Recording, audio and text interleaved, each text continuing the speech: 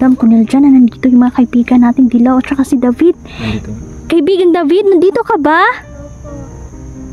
Kaibigang Dilaw. Wala. Magkasama sila.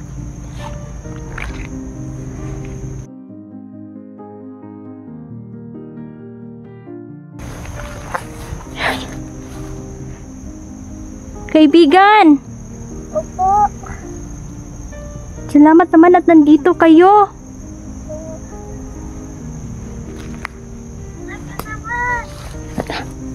Cute ng boses ng kaibigan natin. Hindi lang na Wendy. Nag-usap din kami ngayong kapon.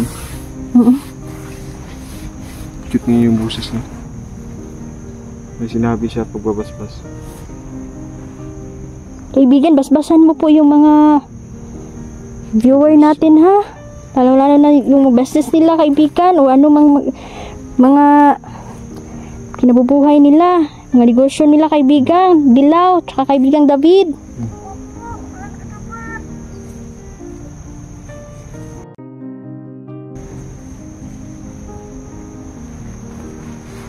Salamat po. Kaibigan, parang dumadami na yata yung aswang.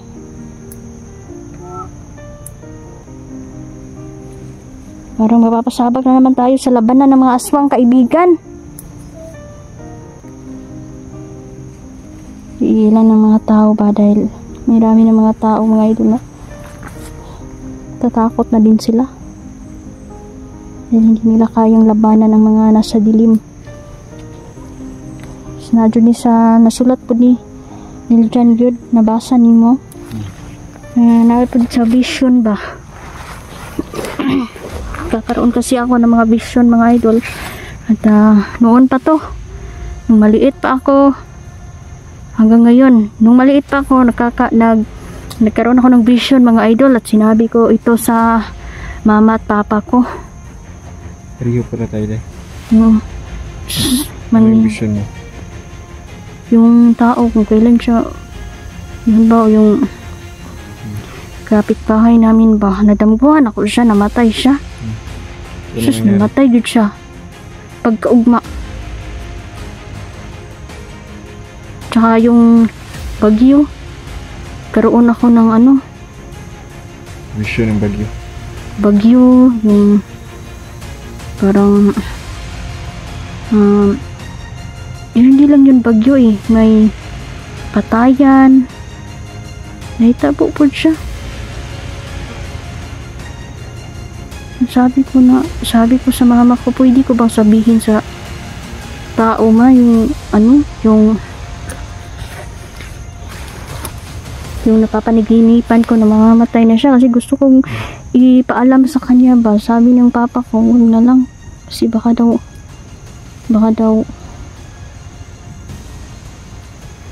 pugising kami ng mga tao. Posible talaga yan. So nananatiling tahimik na lang po kami. So meron talaga mga idol, may mga vision talaga na ganun, mga idol. So meron din namang mga positibo na vision ba, hindi naman lahat ay masama. Tulad na lang mga idol ng yung kasamaan versus kabutihan. So paniniwalaan natin na hindi talaga nanalo yung kasamaan laban sa kabutihan. Yun idol, kailangan nating kumapit sa paniniwala na hindi matatalo ang kabutihan. Right. Daog jud pirmi ang kabutihan, mga idol. Kanang kasamaan dili yun hindi talaga yan mananalo. Tama ba kaibigang David at saka kaibigang Dilaw? Bakit kayo matamlay? Para kayong matamlay ngayon. Kantahan nyo naman kami, kaibigan. Meron pala kaming ibibigay sa inyo. Mamimili kami mamaya. At saka meron kaming tsokolate dito. Kaibigan, iiwan lang namin po dito, ha?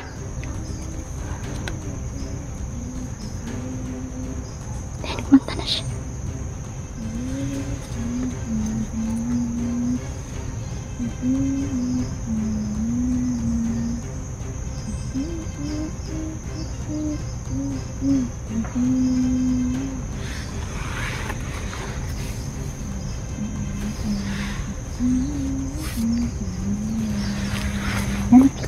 boses, no?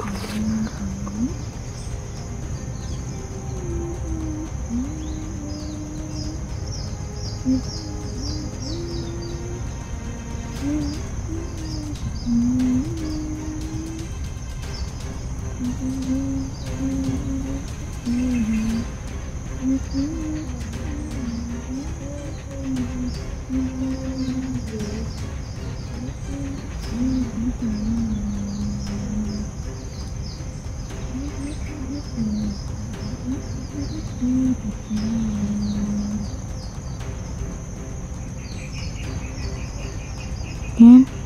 Ang cute naman ng boses. At ang ganda pa ng kanilang kanta. Pinupuri. Pinupuri. Sinasamba kita. Ay, ganun ba yun? Marunong ka kumanta nun eh. Oo, paborito ko din yun. Siya pa kaibigan, kumanta pa kayo kasi nalulungkot kami kaibigan tapos ano parang si Neil dyan ay matam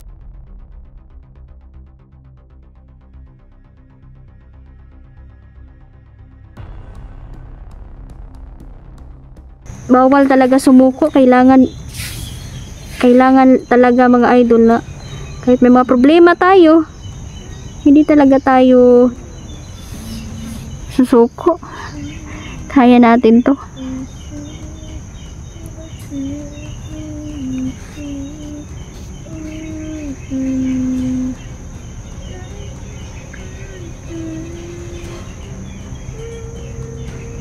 Rinig mo yung boses mo kasulit. Ganda lang. Ang kanilang boses.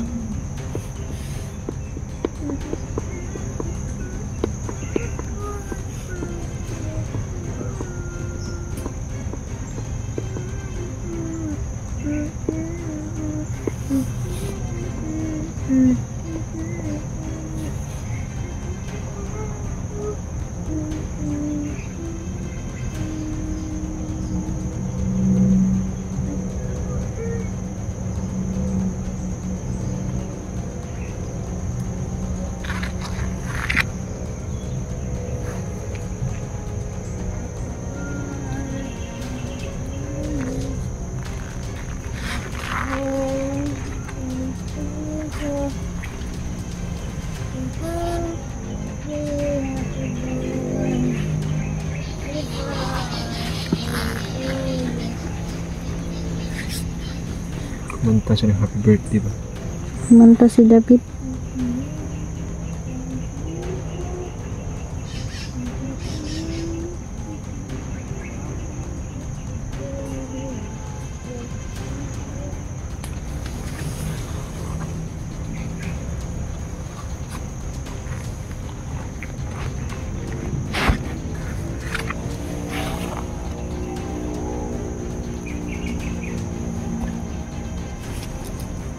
Kalaban pa parating yung kalaban.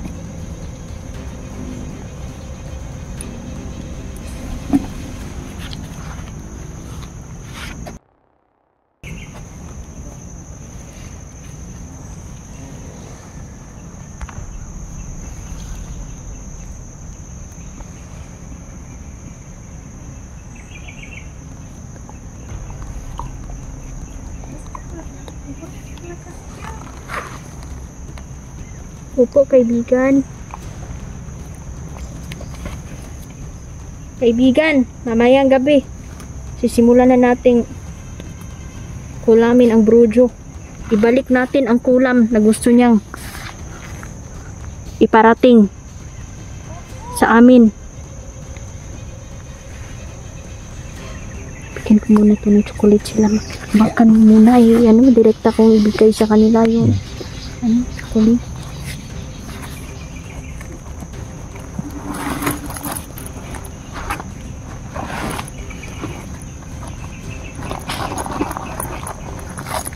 Mga chocolate na dito. Natagsan ako. Bigyan mo.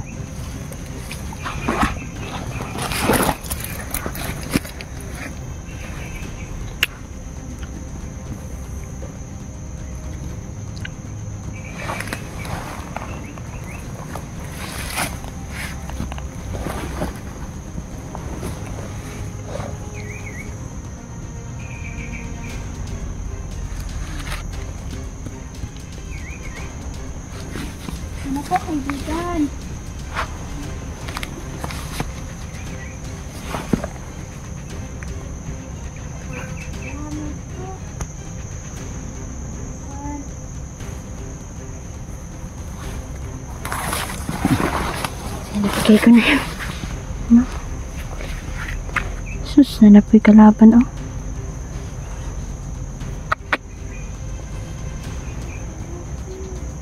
Salamat. Kayo din po. Mag-ingat kayo. Salamat sa paggabay ninyo sa amin, kaibigan. Oo. Marami nga.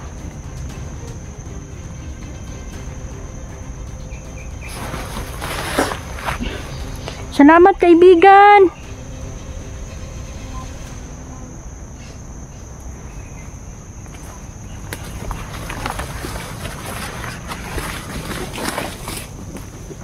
Yan. Nawala na sila kaibigang David at kaibigang Dilaw, mga idol.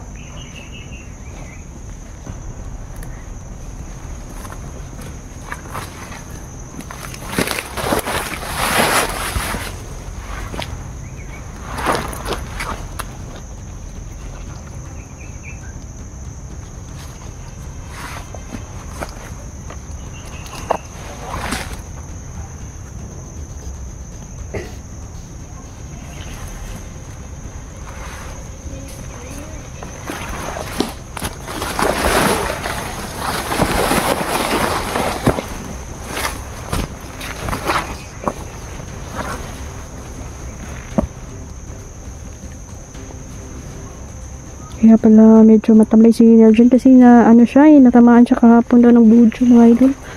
Operasyon ng Brujo.